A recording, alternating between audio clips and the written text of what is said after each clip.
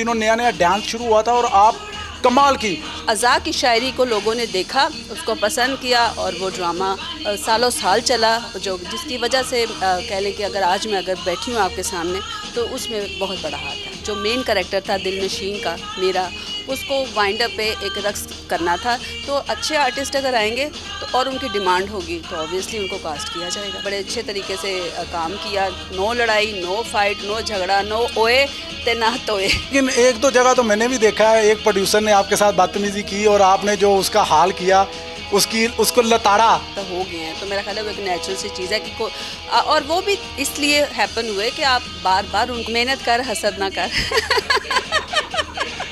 जी अस्सलाम वालेकुम, मैं आपका अपना ज़हीर शेख और आप देख रहे हैं ZS TV। नाजरीन, आपने बहुत सारे इंटरव्यूज़ देखे हैं, बहुत सारे स्टार्स के, बहुत सारी दीगर पर्सनैलिटीज़ के, लेकिन आज जो इंटरव्यूज़ आपको मैं दिखाने जा रहा हूं और सुनवाने जा रहा हूं, मुझे उम्मीद है कि ये आपकी ज़िंदगी का एक बेस्ट इंटरव्यू होगा, क्योंकि आज के इंटरव्यू में बहुत खरी खरी सच्ची बातें जो है ना वो होनी है, कुछ माजी की, कुछ मुस्तकबिल की, कुछ अब की। और मैं समझता हूं कि हमारे साथ जो आर्टिस्ट मौजूद हैं वो इतनी ब्लंट और इतनी खूबसूरत और इतनी शख्सियत, उनकी भरपूर शख्सियत है कि वो किसी भी चीज़ को जो है ना उसका दिफा करना या उसको बताने में कोई वो परेशानी उनको लाहक नहीं होती। तो आज हम उनसे बात करते हैं और उम्मीद है कि आपको ये इंटरव्यू बहुत पसंद आने वाला है। हमारे साथ मौजूद हैं जी। आपको ये एक बात मैं वाज़ह करता चलूँ कि ये जब अदाकारी के शोबे में आई तो इन्होंने अपनी परफॉर्मेंस से, अपने डांस से कमाल अपना जो है ना नाम बनाया और स्टेज की कत्ताला कहलाई। अब इन्होंने अपनी फील्ड जो है वो उसको बदला और गुलकारी के मैदान में आई और यहाँ पर भी उन्होंने अपना जो है सिक्का वो जमा लिया है। और आजकल वो मेरे ख्याल में लाहौर में वाहिद ऐसी गुलकारा हैं जिनका कोई ना कोई किसी न किसी तरह नगमा जो है वो रिलीज़ होता रहता है और मीडिया की जीनत बनता रहता है। तो हम आपको उनसे मिलवाते हैं, उनसे बात करते हैं। जी मेगा जी, आज ज़रा खड़ी खड़ी और सच्ची बातें, पुरानी, नई और आने वाली मेरे ख्याल में। जी अस्सलाम वालेकुम। सबसे पहले तो आपकी अपनी मेघा आपको सलाम करती है क्योंकि आप हैं हमारे अपने ज़हीर शेख साहब। तो शेख साहब आपका बहुत शुक्रिया, आपने वक्त निकाला और आप यहाँ तशरीफ़ लाए क्योंकि ये मुलाकात बहुत पुरानी ड्यू थी जो हमने करनी थी। तो आज मेरा ख्याल है खरी खरी हो ही जाएं, क्या ख्याल है? बहुत ज़रूरी है, बहुत ज़रूरी है, क्योंकि कुछ बातें ऐसी भी हैं मेरे ख्याल में जो नाजरीन अभी तक नहीं जानते और कुछ बातें आप उनको ऐसी बताएंगी जो कि इंटरेस्टिंग भी होंगी और वो जानकर उनको मज़ा भी आएगा। अच्छा मेगा जी, हम स्टार्ट करते हैं। देखें, कोई भी चीज़ जो होती है जब वो सामने आती है तो उसका जेस्चर जो होता है ना लोगों का, वो आता है सही या गलत। मैं समझता हूँ कि जब आप स्टेज पे आई तो आपके बारे में पहले दिन से ये जेस्चर आने लगा कि यार है कुड़ी ते स्टेज पे धमाल कर देगी, क्योंकि आप पहले ही बहुत प्लान के साथ तैयार होके, क्योंकि स्टेज पे चलता था उन दिनों नया नया डांस शुरू हुआ था और आप कमाल की। शुरू नहीं हुआ था बल्कि मेरे प्ले से शुरू हुआ था। बिल्कुल ऐसा ही है। मैं करेक्शन करूँ जी। क्योंकि जब मैंने अपना फर्स्ट प्ले किया तब डांसेस अलाउ नहीं थे, लेकिन डांसेस अलाउ तब भी नहीं हुए, वहाँ पर जस्ट आर्ट को अलाउ किया गया था कि अगर आपने रक्स भी करना है तो वो करेंगे जो अज़ा की शायरी होगा, और वो उसी की ही इजाज़त मिली और मैंने वही किया। और मैं बस यहाँ थोड़ी सी करेक्शन। जी बिल्कुल ऐसा ही है, क्योंकि उन दिनों बात चल रही थी स्टेज पे काफ़ी कि अब इसको डांस को आना चाहिए इसको, लेकिन वो उनको ना वो तरीक़ेकार नहीं बन रहा था कि किस तरह लाया जाए। तो फिर वो अदा की शायरी के मैं आपको बताती हूँ कि जब हमारा ये प्लान बन रहा था, सैयद अफजाल अहमद साहब, इरफान खुसर साहब, ख्वाजा परवेज़ साहब, इन्हों के बहुत बड़े नाम हैं, ये स्टेज की दुनिया के बादशाह लोग हैं जिन्होंने खूबसूरत स्टेज को दुनिया के सामने लेकर आए, जो कि वाकई जेन्युइनली लोग तब देखना भी चाहते थे और उन्होंने दिखाया भी। ड्रामे को जब प्लान किया गया तो उसमें एक सिचुएशन ऐसी क्रिएट की गई कि मुझे वहाँ पर रक्स करना था। जो मेन कैरेक्टर था दिलनशीन का मेरा, उसको वाइंड अप पे एक रक्स करना था, लेकिन DCO साहब उस वक्त के मजिस्ट्रेट साहब वो इजाज़त नहीं दे रहे थे क्योंकि वो कहते थे जी अलाउ नहीं है। तो उन्होंने कहा कि मेरा इसके बगैर ड्रामा ही अलाउ नहीं है, तो आपको हमसे अगर कोई कंप्लेन होगी तो आप ज़रूर बताइएगा, लेकिन ये मेरे ड्रामे की डिमांड है। पॉइंट जो इसमें नोट करने वाला वो ये है कि ये स्क्रिप्ट की डिमांड है, उसको इंसर्ट नहीं किया गया ज़बरदस्ती के, जैसे कोई चीज़ समझ में ना आए तो गाना ला दो, गाना चला दो। वो उसके ज़रूरत के तहत किया गया, जो लोगों को बेहद पसंद भी आया। और वो वाकई एक अज़ा की शायरी को लोगों ने देखा, उसको पसंद किया, और वो ड्रामा सालों साल चला, जो जिसकी वजह से कह लें कि अगर मैं बैठी हूँ आपके सामने तो उसमें बहुत बड़ा हाथ है। अच्छा, मैंने ना अक्सर देखा है जब भी कोई स्टेज पे नई लड़की आती है, जब वो लड़की आ जाती है तो उसकी टेंशन जो होती है ना पहले साल की, वो ये होती है कि अब उसने अपने आप को वहाँ मनवाना भी है और ठहरना भी है। लेकिन वहाँ का जो माफिया है, वहाँ के जो प्रोड्यूसर हैं, वो नई लड़की को इतना समझ लें कि तशद्दुद भी करते हैं, उस ज़हनी तौर पे भी उसको बहुत टॉर्चर करते हैं और ऐसे ऐसे रवैया अपनाते हैं कि या तो वो लड़की भाग जाए तो या फिर हमेशा के लिए उनकी हो जाए। तो बताइएगा कि आप जब आई तो आप अपने टैलेंट पे आई, लेकिन ये रवैया क्या आपके साथ भी कोई ऐसा पेश आया वाकया? बल्कि आपके मुंह से सुन के मैं एक शॉक्ड हुई हूँ एकदम कि क्या हमारे बाद वहाँ पे ये कुछ हो रहा है। क्योंकि मुझे स्टेज छोड़े अगर मैं कहूँ तो 2016 जनवरी फरवरी में मेरा लास्ट प्ले हुआ है। उसके बाद मैंने एक एक प्ले किया, लेकिन वो जस्ट ईद के हवाले से किया कि दिल किया कि यार कर लूँ, तो वो एक एक किया 2 ईदों पर। तो एज सच इस तरह का तो कभी हम सोच भी नहीं सकते थे। जिस तरह आपने बताया ऐसी कोई बात नहीं थी, बिल्कुल भी नहीं। हमने डिमांड पे काम किया, जब हमारी ज़रूरत होती थी प्रोड्यूसर ख़ुद हमसे रब्ता करता था। और मैं तो खैर वाहिद ही आर्टिस्ट हूँ जो कि थ्रू आउट जब से मेरा करियर स्टार्ट हुआ एक ही कंपनी के साथ मैं काम कर रही थी, जिसका नाम है अलीस एंड कंपनी। तो मुझे तो जो मेरा पहला कॉन्ट्रैक्ट था और जो मेरा लास्ट कॉन्ट्रैक्ट था वो उन्हीं के साथ था। तो अगर इस तरह की सिचुएशन अब क्रिएट हुई है तो really I feel bad for them कि उनको इस तरह के हालात का सामना करना पड़ा। लेकिन मैं समझती हूँ कि देखें, ड्रामे की डिमांड आर्टिस्ट होते हैं, तो आर्टिस्टों के बगैर तो ड्रामा नहीं चलता ना। तो अच्छे आर्टिस्ट अगर आएंगे तो और उनकी डिमांड होगी तो ऑब्वियसली उनको कास्ट किया जाएगा। अच्छा, एक बड़ी अहम चीज़, स्टेज जो होता है वो परफॉर्मेंस के लिहाज से एक आर्टिस्ट को 1 मिनट में रिज़ल्ट उसका मिलता है। जब वो परफॉर्म करता है तो सामने वाला उसे फौरी कह देता है जी अब आप कामयाब हैं या नाकाम हैं। कभी ज़िंदगी में आप बताइए ऐसा मौका आया कि आप स्टेज पे परफॉर्म करने गई हो और किसी ने आपको कामयाबी तो आपको हमेशा से मिलती रही है, कभी ऐसा भी कोई वाक़या हुआ, कोई ऐसी परफॉर्मेंस भी रही डल या कोई ऐसा जिसमें लोगों ने आपको हूट किया और आपको वो दिन कैसा लगा? पहली बात तो ये आपने जो कहा कि स्टेज बहुत मुश्किल है, तो वाकई there is no margin of टेक 2। जब अभी भी आपने कैमरे को ऑफ किया तो आपने कहा ठहर जा टेक 2 करने हैं, तो यहाँ पे तो आपको बहुत सारे मार्जिन मिल जाते हैं। लेकिन लाइव एक जो फॉर्मेट है वहाँ पे बिल्कुल ऐसा नहीं है। और सम टाइम पब्लिक आपको बहुत पसंद करती है और सम टाइम वही पब्लिक आपको पसंद नहीं कर रही होती तो वो हुटिंग भी कर देती है।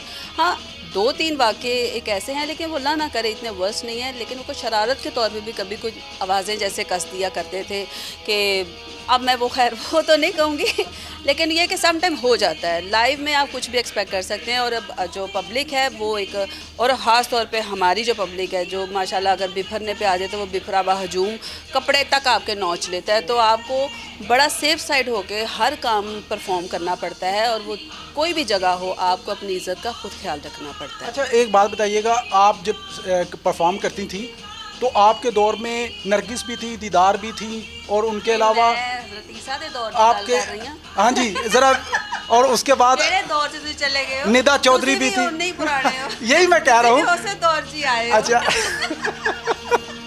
अच्छा, ये कलमा चिट्टियां लग रही ने सैम- ए भी उसे दौर से है सन थोड़ी नहीं, थोड़ी, नहीं। और दौर ज्यादा दूर दा नहीं गा, थोड़ा नजदीक। अच्छा चलो नज़दीक ले आने। अच्छा, नरगिस, साइमा खान, निदा चौधरी, सीना शाहीन, दीदार, इन सब के साथ आपका खुशबू, इनके सब के साथ आपका साथ रहा, मुकाबला रहा। कौन ऐसी अदाकारा थी जो आपको लगता था कि ये मेरे टक्कर की है? मेरा ख्याल है कि उन सबको ये फील होता था कि ए साढ़े टक्कर दी है, बहुत अच्छी आर्टिस्ट है, सभी सानू टक्कर दी है, सानू टक्कर देना आ गई। तो मेरा ख्याल है कि जब आपके सामने आपका मुकाबिल टफ़ हो ना तो आपको काम का भी मज़ा आता है। और हमने हमेशा मुकाबला किया है काम के हवाले से कि अगर मेरी परफॉर्मेंस या मेरी एक्टिंग, अगर इस ड्रामे में मुझे अच्छा रोल मिला है तो मैंने इसमें अच्छा परफॉर्म करने की कोशिश करनी है। तो इसलिए हमने बड़े ही देखें, और एक नहीं दो नहीं, हमने कई सालों साल इकट्ठे ड्रामे किए और कभी कहीं से कोई सुई गिरने की भी आवाज़ नहीं आती थी, सुकून से काम होता था। तो बड़ा मज़ेदार दौर गुजरा और बड़े अच्छे तरीके से काम किया। नो लड़ाई, नो फाइट, नो झगड़ा, नो ओए ते ना तोए।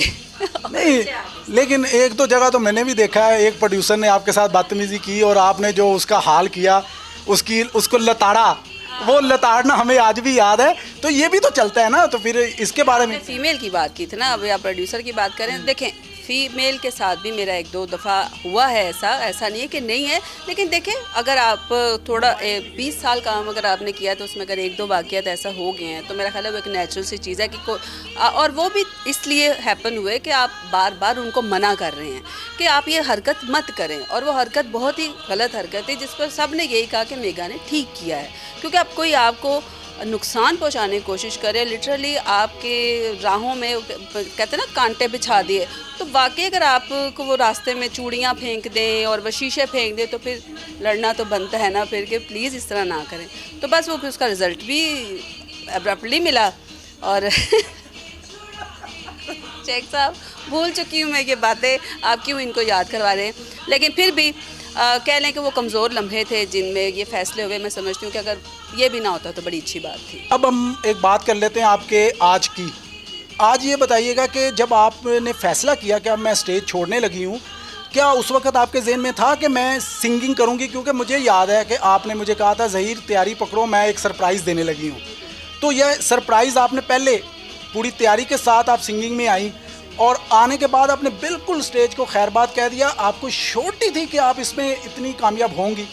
असल में मेघा जो नाम है ना वो स्टाइल ऑफ वर्सटैलिटी का है, वर्सटाइल आर्टिस्ट हूँ मैं, और जब तक मैं अपने काम में जिद्दत नहीं लाती, नयापन नहीं लाती, मुझे मज़ा नहीं आता। आपको पता है जो मैंने काम किया, जो स्टेप्स मेरे आज तक सिग्नेचर मशहूर हैं वो मेरे ही मशहूर हैं, वो किसी और के नाम से मंसूब नहीं होंगे। तो इसी तरह जब मैंने थोड़े सा अपने आप को ट्विस्ट किया कि कुछ चेंज करना है तो सबसे पहले मेरे जहन में नाम सिंगिंग का आया, तो उसके लिए फिर तैयारी भी की, बहुत ज़्यादा मेहनत की। यकीन माने कि इसमें तो आप किसी नकल भी नहीं मार सकते कि बंदा चीटिंग कर ले कि यार अगर चलो यार वो करेगा तो मैं उसको देख के कर लूँगी, इसमें तो करना ही आपने खुद है, ये इतना मुश्किल काम है। लेकिन जब आप सच्चे दिल से करते हैं, नियत से करते हैं, तो अल्लाह ताला भी आपकी मदद करते हैं। तो इसी तरह आप आज अगर आप गुलूकारा मेघा कह के बुला रहे हैं तो मेरा ख्याल है ये बहुत बड़ा एजाज़ है मेरे लिए, क्योंकि एक आर्टिस्ट का वो फ़नकार तो होता है, ज़ाहिर समझ बूझ तो है क्योंकि काम ही यही है, परफॉर्मिंग आर्ट से ताल्लुक़ है, लेकिन इसको अपने अंदर समो के करना बड़ा मुश्किल था। अच्छा ये मुझे बताइएगा, अब आपने इन 4 सालों में तकरीबन 4 से 5 साल हो चले हैं आपको गुलूकारी करते, अभी तक आपने कितने गीत जो है ना वो गाए हैं और आगे कितने गीतों का प्लान है, और इन कोविड में आपकी सिंगिंग की क्या सिचुएशन रही? माशाल्लाह मोर देन 50 सॉन्ग्स मैं गा चुकी हूँ, जिसमें कुछ कवर सॉन्ग्स हैं और जो मेरे एल्बम के हैं बॉर्डर पार वो सॉन्ग शामिल है, और ओकेजनली मैं गाने करती रहती हूँ। जैसे अभी आपने PSL का मेला देखा था, फिर उसके बाद ये ईद पर मेरा आया चलेगी पार्टी, और 14 अगस्त पर ग्रेट पाकिस्तानी मेरा है, और अब 6 सितंबर के हवाले से फ़ौज बहादुर मेरा है। तो इंशाल्लाह जैसे जैसे पाकिस्तान में इवेंट्स आते हैं और हर फनकार की कोशिश होती है कि वो पाकिस्तान की नुमाइंदगी करे, तो मैं भी ऐसे ऐसे कर रही हूँ। अच्छा मैंने अभी एक नाम नहीं मैं लेता, एक ऐसी आर्टिस्ट से भी मुलाकात हुई तो उसने कहा कि जब आपकी बात हुई, मैंने कहा जी वो तो अदाकारी में भी कामयाब है, अब सिंगिंग में भी, तो उसने बड़ा ज़रा नाक चढ़ा के कहा जी बस छोड़ दें जी, हर बंदा जो है ना वो किसी वजह से कहीं पहुंचता है। तो इन जैसे लोगों के लिए क्या पैगाम है? मेहनत कर, हसद ना कर बस और मैं क्या कहूँगी, क्योंकि देखें यहाँ हर उस बंदे को प्रॉब्लम हो सकती है जो कि उस मकाम तक ना पहुँचा हो, मैं ये समझती हूँ। और चूँकि मेरा जो स्टार्ट है वो एक फ़िल्मी ही घराने से है, एक आर्टिस्ट घराने से है, तो मेरा ये जो फ़न है, जो आर्ट है, ये मेरे ब्लड में शामिल है।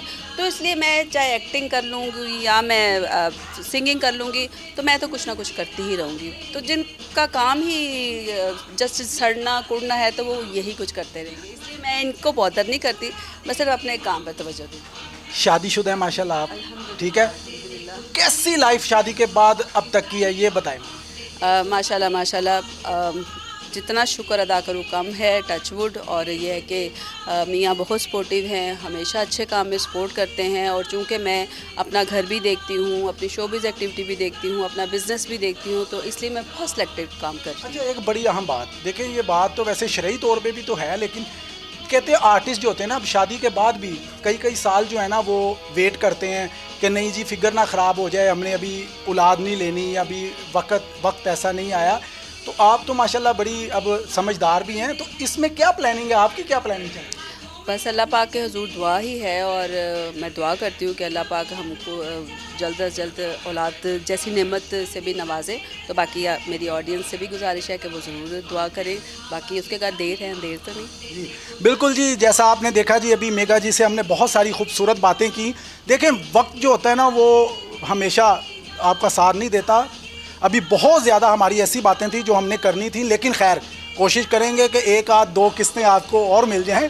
तो अभी तक के वक्त के लिए इतना ही, और मुझे उम्मीद है कि ये आपको बहुत अच्छा लगेगा और आप इस इंटरव्यू को हमेशा याद रखेंगे। Thank you very much.